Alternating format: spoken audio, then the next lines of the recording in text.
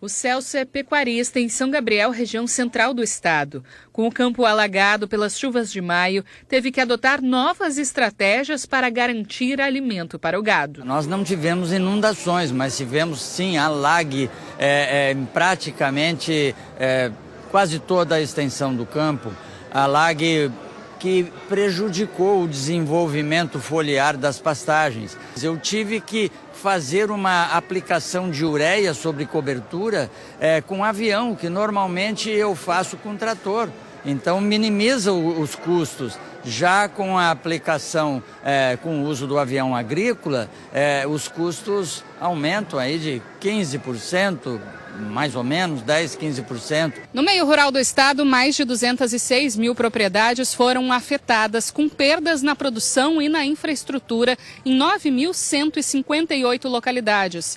E muitos produtores ainda precisam de ajuda para retomar suas atividades e tentar minimizar os prejuízos. Mesmo após o Rio Grande do Sul ter sido castigado pela pior enchente da história, a estimativa para a safra de verão é positiva.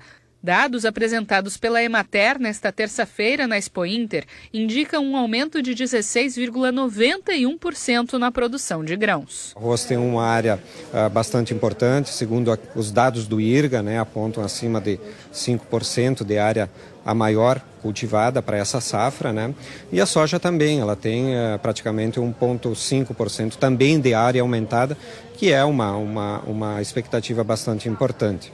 Mas é importante referir que a consolidação e a desenvoltura de toda a safra, ela depende do clima, de boa desenvoltura do clima, e ela depende, nesse momento de largada, superar gargalos que dão conta da capacidade de contração dos projetos de custeio que tramitam nos bancos, e a superação de gargalos aí de capacidade de tomada de crédito dos agricultores, especialmente aqueles que foram afetados pela calamidade e precisam ter as suas prestações vencidas ou vincendas renegociadas ou abatidas. O Rio Grande do Sul é responsável por 70% da produção de arroz do país.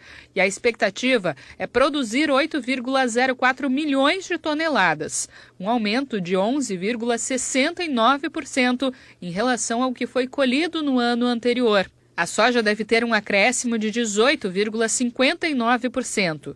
E apesar da redução significativa na área plantada de milho, a produção também deve ser maior. O agronegócio depende do clima e, segundo meteorologistas, a previsão indica uma fraca presença do Laninha. Ou seja, depois da enchente, o produtor precisa estar preparado para períodos de estiagem.